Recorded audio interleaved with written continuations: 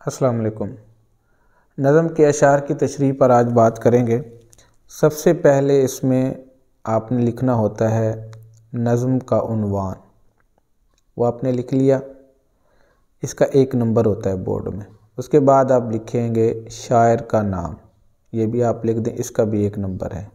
ان دونوں چیزوں کے 2 نمبر، یعنی 1 نمبر سے یہ 2 نمبر آپ کے، اگر آپ کو ٹھیک نظم کا عنوان آتا ہے اور شاعر کا نام آتا ہے تو 2 نمبر آپ کے ہو جائیں گے۔ نظم کے اشعار کی تشریح میں مفہوم ضروری نہیں ہوتا۔ بعض اوقات بعض بچے لکھ بھی دیتے ہیں تو کوئی حرج نہیں ہے، اس کو غلط تو نہیں قرار دیا جا سکتا، لیکن اس میں مفہوم لکھنا ضروری نہیں ہوتا۔ نظم کے اشعار کی تشریح میں، غزل کے اشعار کی تشریح میں مفہوم ضروری ہوتا ہے، نظم میں ضروری نہیں ہوتا۔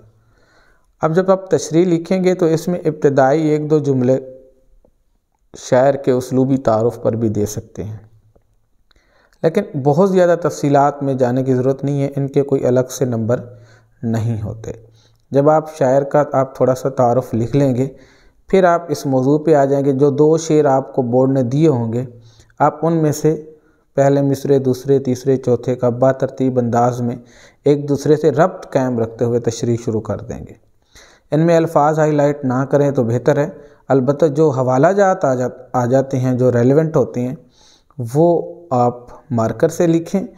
اگر وہ شعر ہے تو یاد رکھیے گا اوپر اور نیچے کا مصرع برابر لانا ہے، کہ یہاں پہ اکٹھے ختم ہو رہا ہے۔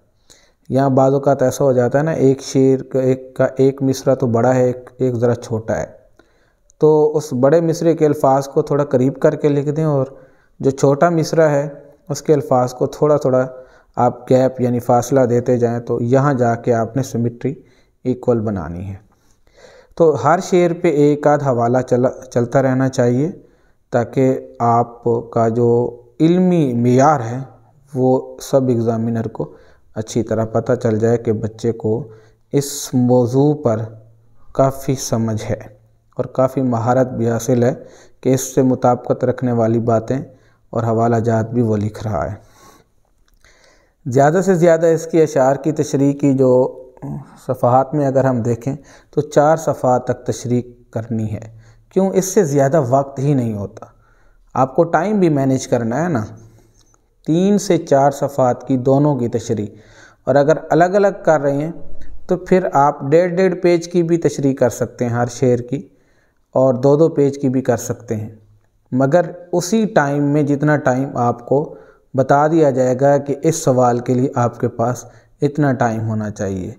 تو 25 منٹ ہوتے ہیں ہمارے پاس بورڈ میں نظم کے اشعار کی تشریح، جو ٹائم مینجمنٹ کے لحاظ سے ہم پیپر دیکھتے ہیں، تو 25 منٹ میں آپ نے یہ پورا سوال کرنا ہوتا ہے۔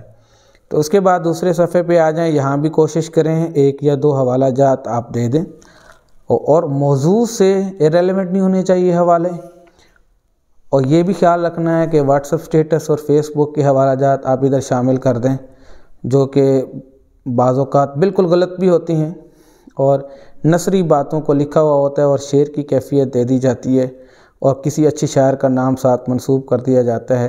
ایسے اشعار اگر آپ لکھیں گے تو آپ کو اچھے مارکس کبھی نہیں ملیں گے۔ حوالے کے لیے آپ نے بہت زیادہ کانشیس رہنا ہے کہ اچھا حوالہ دیں۔ سب سے پہلی بات، یا تو آپ کسی قرآنی آیت کا مفہوم لکھ دیں، اگر کسی حدیث کا مفہوم آتا ہے وہ لکھ دیں، وہ بھی نہیں ہے تو کسی بڑی شخصیت کا قول لکھ دیں، اگر وہ بھی نہیں ہے اس کے بعد آخری آپشن ہے کہ کوئی اس سے ریلیونٹ شعر آپ کے ذہن میں آ رہا ہے وہ لکھ دیں۔ تو یہ 4 چیزیں بطور حوالہ تصور کی جاتی ہیں۔ تو یہ 3.5 پیج کی یہاں پہ تشریح ہوئی ہے، دیکھیں ہر پیج پہ 2 حوالے بہت خوبصورت لگ رہے ہیں، اور اگر یہ 4 پیج کی مکمل ہو جائے 4 کر دیں، 3 کی ہو جائے 3 تک روک دیں، اور 4 پیج تک ہو جائے تو 4 پیج تک روک دیں، 3.5 تک ہو جائے 3.5 تک روک دیں، لیکن ٹائم مینیج کرنا ہے۔ زیادہ ٹائم اگر ایک سوال کو دیتے جائیں گے تو آخری سوال کے لیے آپ کے پاس وقت نہیں بچے گا۔ کوشش کریں آپ کی املا درست ہو، آپ کی لفاظی اچھی ہو، اور حوالہ جات بہتر لکھے ہوں، مستند لکھے ہوں، اور موضوع جو نظم کے اندر موجود ہے اس موضوع سے ہٹ کر آپ کوئی بات نہ کریں۔ اگر آپ اس موضوع سے ہٹ جائیں گے تو یقین کریں کہ آپ کے سارے نمبر بھی ضائع ہو سکتے ہیں۔ کوئی ایسی بات نہ کریں جو اس موضوع سے بالکل مطابقت نہ رکھتی ہو، بلکہ موضوع کے اندر رہیں، اور خاص طور پہ ان 2 اشعار میں جو باتیں ہو رہی ہیں उन की तशरीह के हवाले से आपने ज़्यादा बात करनी है और उसी से और बातों को साथ साथ रिलेट करते जाना है। तो 3 से 4 पेज की तशरीह होनी चाहिए इसकी अगर इकट्ठे कर रहे हैं।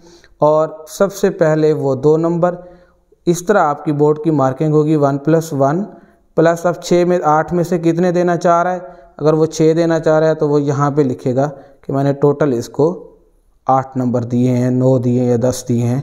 तो ये तो शायर का नाम हो गया, नज़म का उन्वान हो गया और ये तशरीह में से आपको नंबर मिले हैं।